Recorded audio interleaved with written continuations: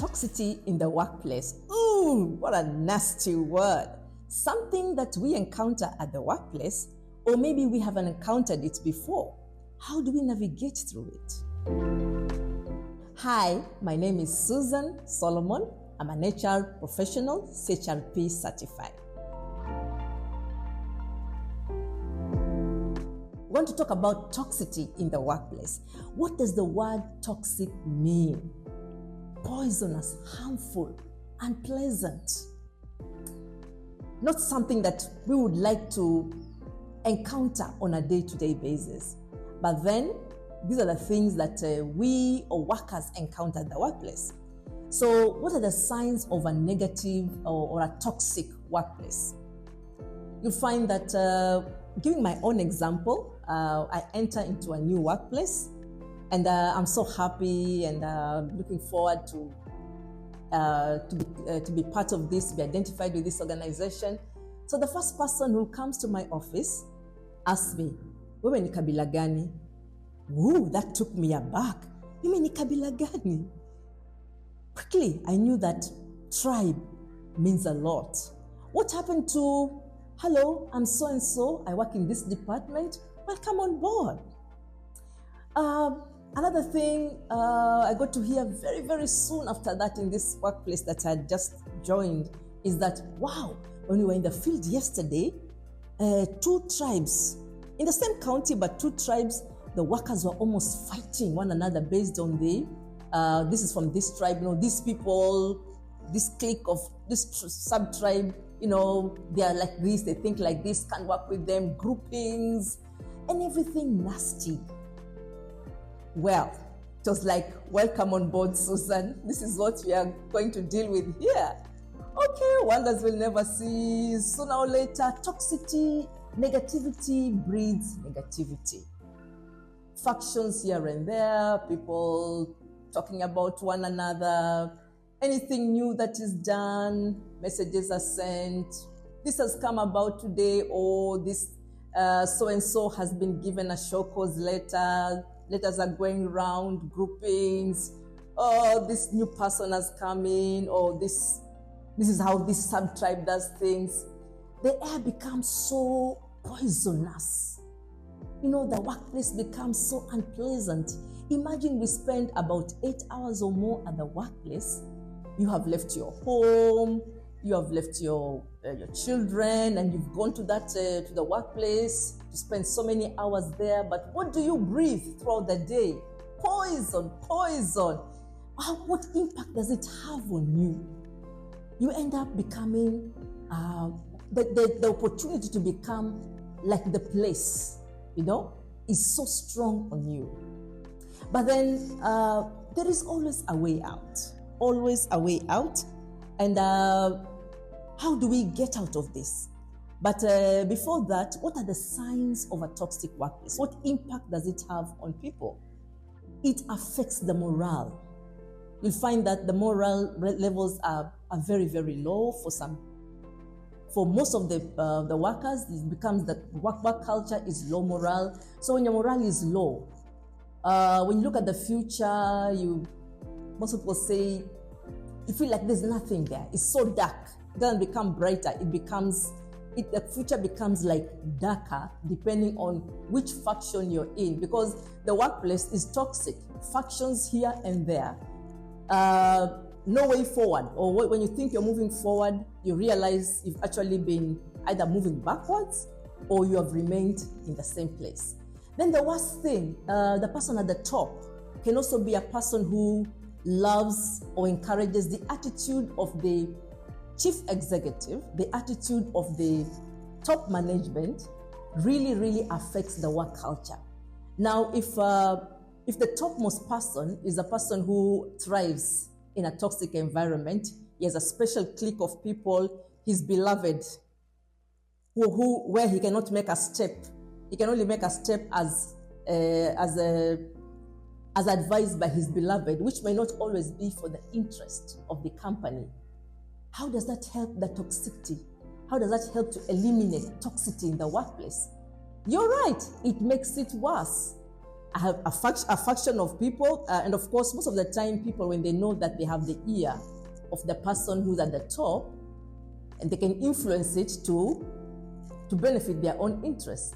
So, as they convince him that this is how we want the things to be, back in their minds, the main thing is to benefit themselves, and they know that they can influence him.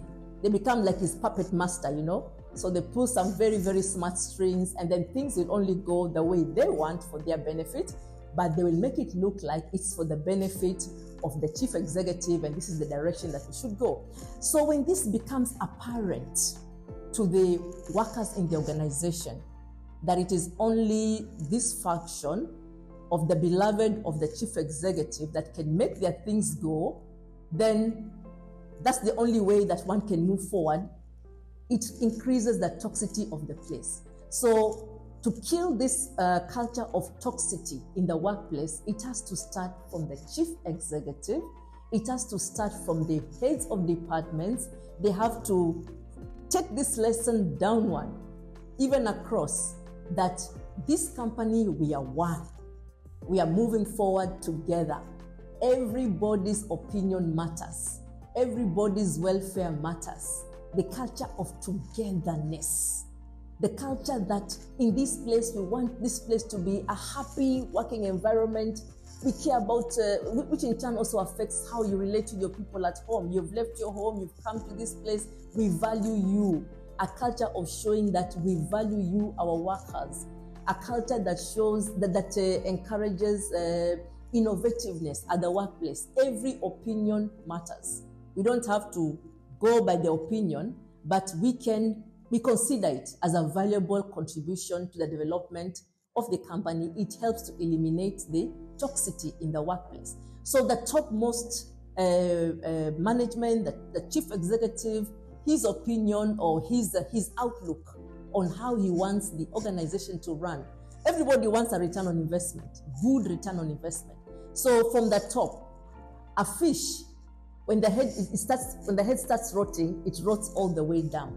So a sign of toxicity at the workplace would make you, it should make you find out how is the topmost culture. What is the culture of the chief executive? What is the culture of the top management? What is the culture of the board of directors? What kind of working atmosphere do they want in their organization, which will push the organization to achieve its organizational goals? And a culture of fairness, a culture of inclusivity, including everyone, bring everyone together, a culture of integrity, transparency. It really helps in eliminating toxicity at the workplace. No sacred cows, no favored group of people, and outright no down-dressing. You can have a chief executive who has a certain hatred, maybe for a certain individual in the company, could be in his own management team. So he just down-dresses everything. This, as long as it is a manager that he hates or he despises, brings their opinion.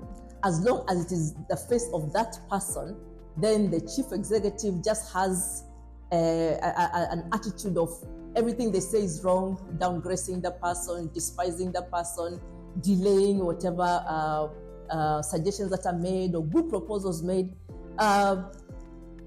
The top management has to move away from that. The chief executive must move away from open hatred, showing open negativity to a certain individual or certain individuals or a certain department in the organization.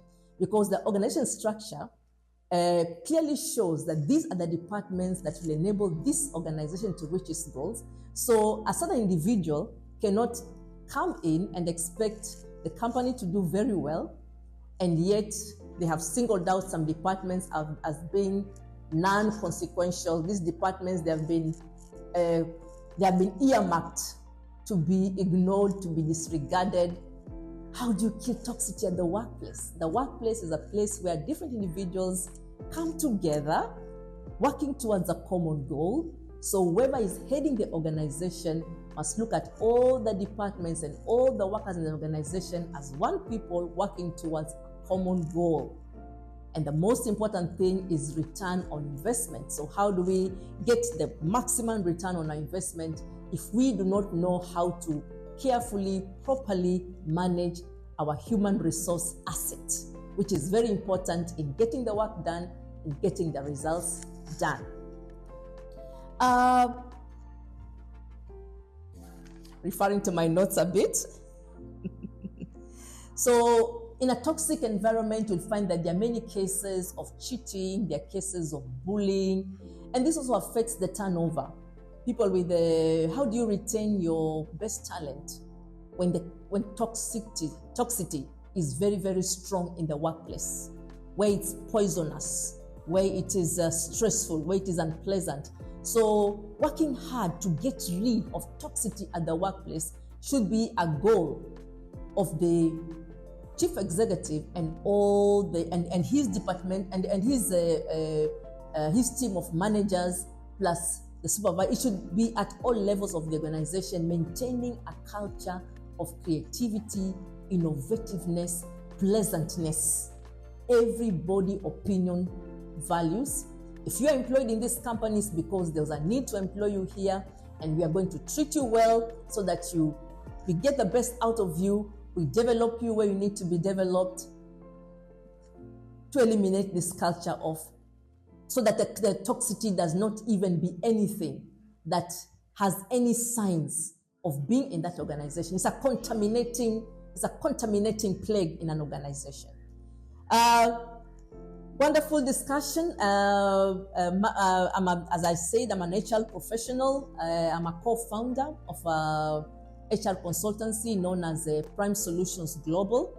We also do trainings for business, trainings on all areas. We are trainers, and most of the time we mainly focus on business entrepreneurs. We train entrepreneurs how to generate a business idea, how to start your business, how to expand your business, plus all other wonderful things that can make you have a maximum return on investment. So for more details, you can contact us through our email address, where we answer every request. Any question you want to ask us, we will reply, and we will be there to work with you, your individual journey or your professional journey. We also give you information on how to write nice eye-catching reviews. We can prepare you for interviews.